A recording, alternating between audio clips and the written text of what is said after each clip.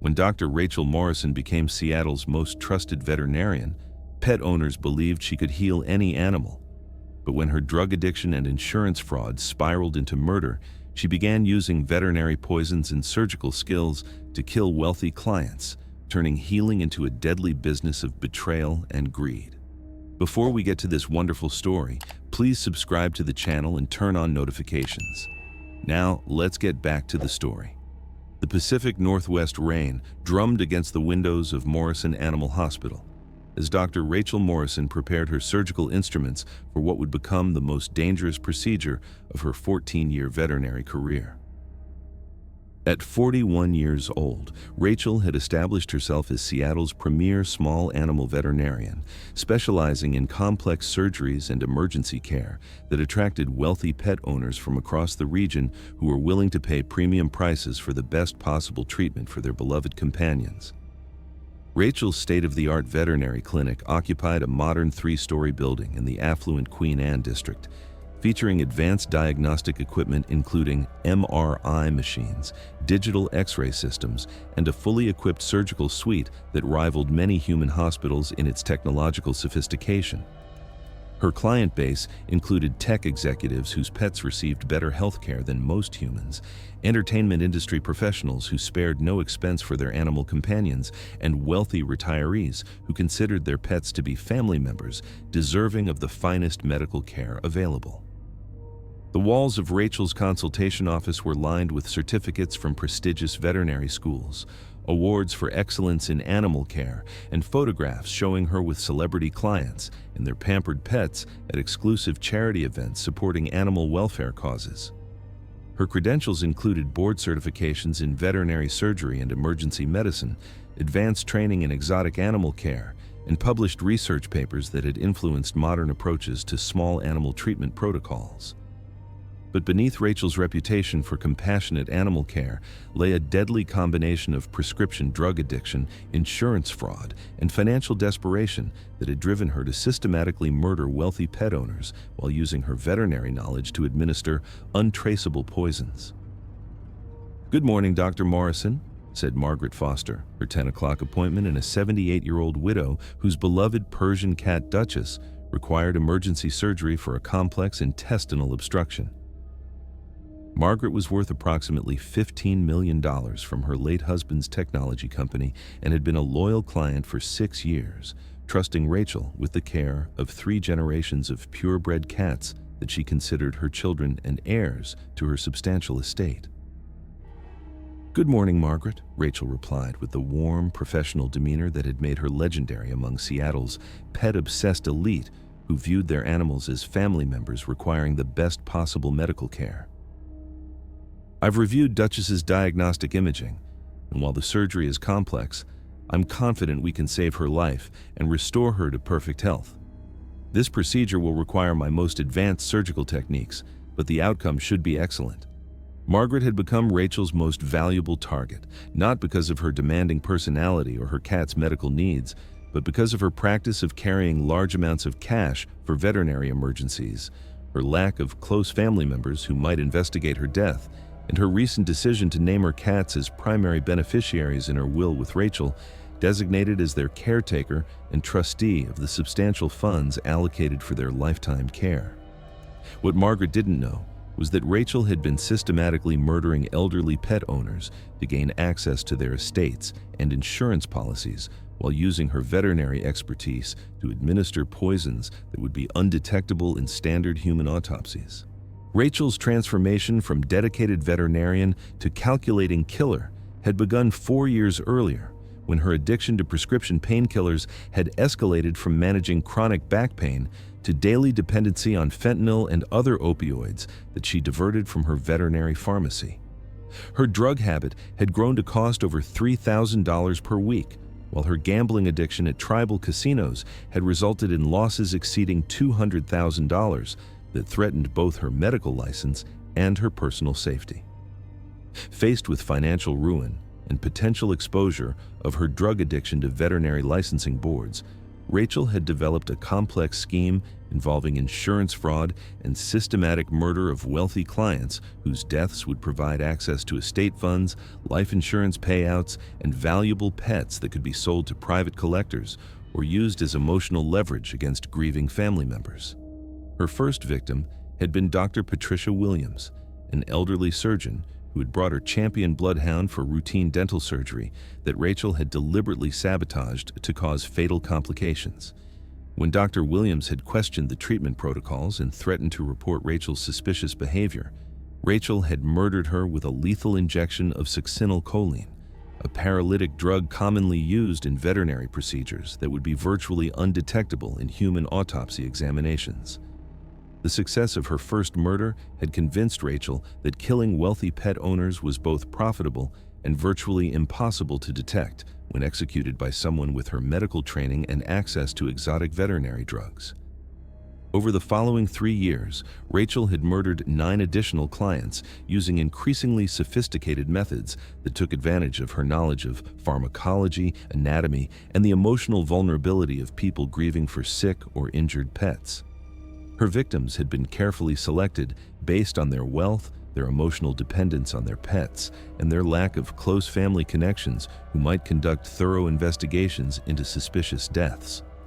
Her victims had included Robert Chen, a tech billionaire whose rare bird collection was worth over $5 million, Jennifer Martinez, a prominent attorney whose show dogs had made her a perfect target for pet-related manipulation, and David Park, an investment banker whose wife's death had left him emotionally dependent on his 2 German shepherds as his only family companions. Dr. Morrison, I need to discuss some serious concerns about unusual patterns I've observed in your practice over the past few years, said Dr.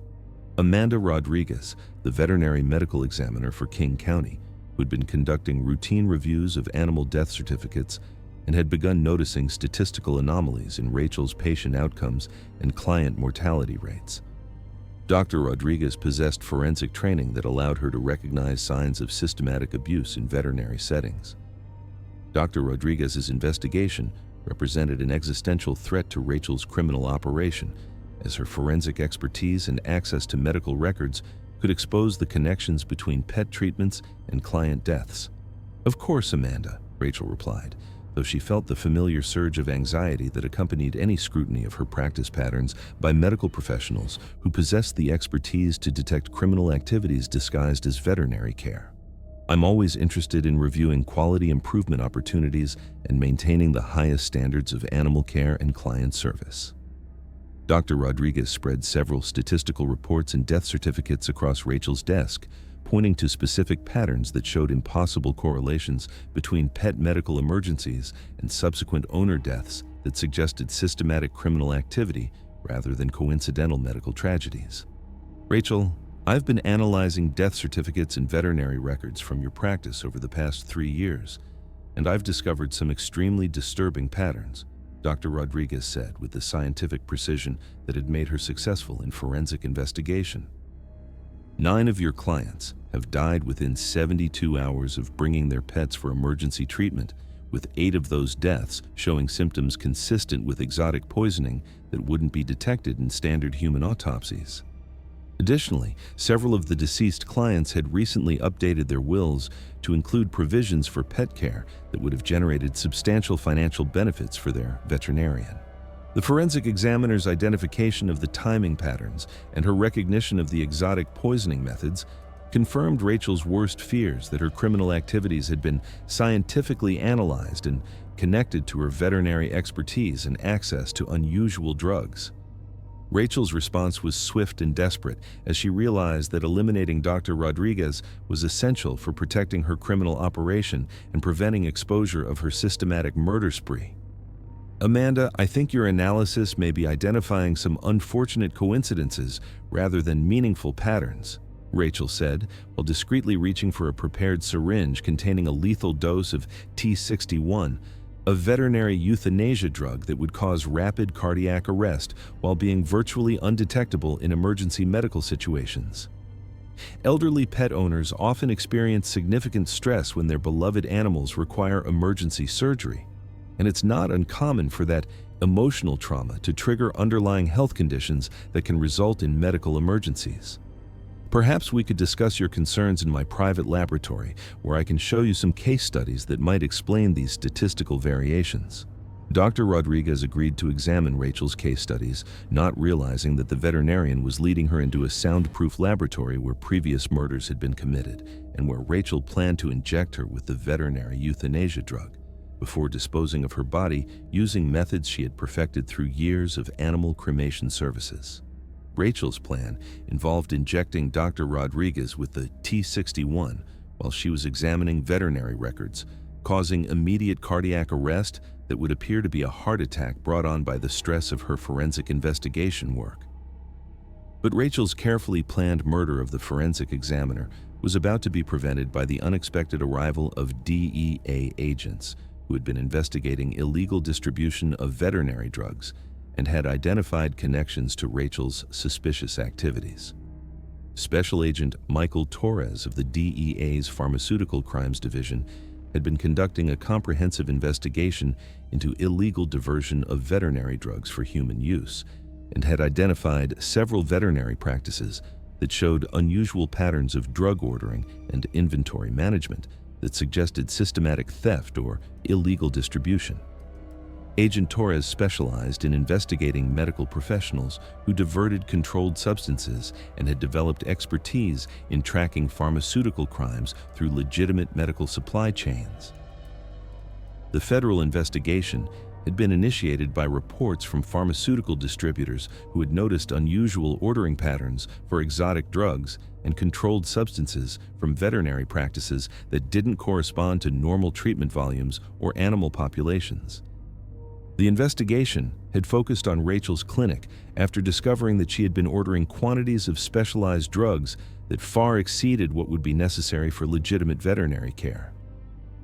Agent Torres had been conducting surveillance of Rachel's facility and had observed suspicious activities, including late-night disposal of medical waste, unusual client meeting patterns, and interactions with known drug dealers who had no apparent connection to veterinary medicine. "Dr. Morrison, I'm Special Agent Torres with the DEA," he announced as he entered the laboratory where Rachel was preparing to inject Dr. Rodriguez with the lethal veterinary drug. "I have federal warrants for your arrest on charges of illegal distribution of controlled substances, conspiracy to commit murder, and multiple counts of first-degree murder related to your systematic abuse of veterinary drugs and client trust." Rachel's reaction to the federal agent's intervention was a combination of absolute shock and desperate calculation, as she realized that law enforcement agencies had been investigating her drug diversion activities and had connected them to the suspicious deaths of her clients. Her carefully constructed reputation as a compassionate animal healer had failed to protect her from federal investigation into her criminal pharmaceutical activities. "Special Agent Torres, there must be some serious misunderstanding about legitimate veterinary drug administration and animal care protocols," Rachel said frantically, while abandoning her plan to murder Dr. Rodriguez and attempting to maintain her professional credibility despite the overwhelming evidence against her criminal enterprise. "I am a licensed veterinarian with 14 years of experience providing emergency care for critically ill animals.